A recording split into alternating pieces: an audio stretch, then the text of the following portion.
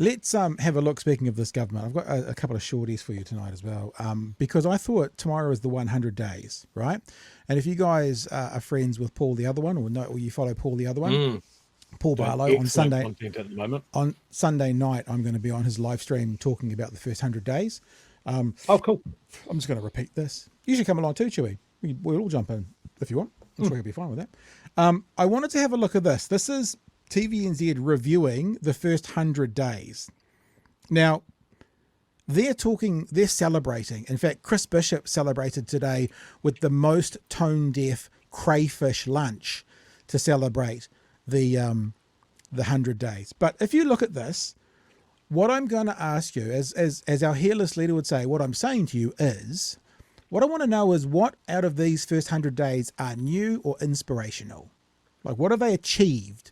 What's new? What have they done? Let's have a bit of a look. It's only probably 60 seconds as to what they've got through in this first 100 days. Some of the most high-profile policies to go up in smoke include anti-smoking laws, which would have seen the purchasing Yay, thank you, Big Tobacco. age gradually rise, with the goal of reducing smoking rates to less than 5% by 2025. So cancelling something. Three Waters also down the gurgler, giving councils control of water assets. Gang patches are to be banned in tried and true. Old tactic. Banned at schools. No, okay. Well, look, let's be fair. There's something new. So far, their big initiative unnecessary, and very, very, very nanny state, telling principals and schools how they should work. But there's something new. So far, cell phones in schools is their highlight of new legislation. Legislation allowing all employers to implement 90-day going back again. Trials has also been introduced. And Health Minister Dr Shane Reti called it the start of a new vision for Māori health, introducing a bill to disestablish the Māori Health Authority Te Aka Whaiora. The Clean Air Discount, offering a rebate for people buying low-emission vehicles, including EVs, has been ditched. Auckland's regional fuel tax is also scrapped. Yeah, get rid of things. And the previous government's blanket speed limit reductions reversed, with many state highways back to 100 kilometres an hour. Here's Deputy Political Editor Mike. So one policy that was new that turns them into a nanny state because it's telling schools they're not allowed to have cell phones in them. There's a thing called Kahoot on the cell phone, which is like a quiz game. The schools use that to help teach their kids. And I'm not saying, so therefore that's the absolute reason to keep them. I can see a good reason not to have cell phones in school. I can see it. But this is the government of freedom. This is the government of personal responsibility. This is the government that wants to keep government out of how you operate things. Well, they're the ones who are making the most draconian nanny status rules for schools at the moment, Chewy. So these are your first 100 days. Cancelled, backwards, ban cell phones, cancelled, backwards. Let's celebrate. Yeah. And that was definitely worth pushing through a whole lot of stuff under urgency and really eroding our democratic process. Look, I think there's going to be some comments about the use of different governments' use of urgency. I think every time urgency is used, there needs to be quite a bit of pressure. And I don't care what government uses it.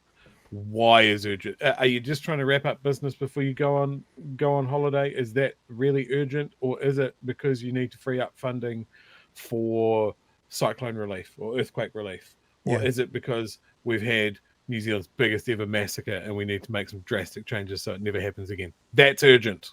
That is what urgency is for. Yep. Not because you made some fucking promises in the election campaign to do stuff in the first 100 days, which is an arbitrary yardstick that you guys seem to put weight on that the voters don't really give a shit about. Yeah. That's not what urgency is for. And then you get this, which is one of the most tone-deaf things that I've ever seen in my life. In fact, I had the link before to Poor Tucker, I think it is, talking about austerity. I don't have it. So you've got a government who's making cuts, who is using the word austerity. I'm sorry, I don't know where it's gone, but I had it, which was on an AM show from a while back. And then to celebrate the 100-day marks, Chris Bishop and Laugh celebrated it with crayfish. Now, he said he came out and he got it for free and someone was delivered it to him and it didn't cost him anything, and any of the, he's paying out of his own pocket. It's not going on the ministerial. But there's also the tone deaf nature of what this says to people. whilst people are thinking about losing their jobs and going out and how to cut back and how to afford the cost of living, he's having a crayfish feast with his staff. I just, you talk about PR sometimes, and that one there is tone deaf, Joey. Yeah, and it's one of those things. You could have gone out there and caught it yourself. Maybe you had a mate that went and got it, and seems to be what the case is with this. That he was gifted it. It wasn't like he went down to a restaurant and paid top fucking dollar for it. But it's something called optics, and optics is super important in politics. And maybe off the back of the week that has just been for National, of them high on the hog on taxpayers' dollars, maybe that celebration lunch should have just been fish and chips on paper on Parliament lawn. Yeah. Like the optics on that is excellent. Yeah. Yeah. So, because I looked into it, and you're exactly right. In fact, I've got the story here. I'll read it to be fair. Crayfish is on the menu for Chris Bishop as his office celebrates surviving. It's funny they use the word surviving, like they're cancelling everything else. Maybe they're worried about cancelling his office. Surviving the first 100 days of routine celebration of an office, even in the Beehive, typically doesn't make news. But after a whiff of the coming seafood dinner was smelt by a press gallery reporter on Wednesday, questions abound about whether it was appropriate for Bishop to wine and dine his colleagues with crayfish as a cost of living crisis rolls in. Bishop confirmed later, yes, it was a celebration that was planned. No, the seafood was donated and the function would be paid for by him personally. Now, look, cool. It's actually really just about optics. And remember, I've got this now on my cart wall. This is the standard that National sets. Well, for the very reason that it actually leads to perceptions of bias, rightly or wrongly. I just say to you, that's the perception. Whether that's real or not doesn't really matter. So this is not necessarily bias, but they're very clear that it doesn't matter if the perception is right or wrong, Chewy. The perception is bad enough. The perception of that is tone deaf.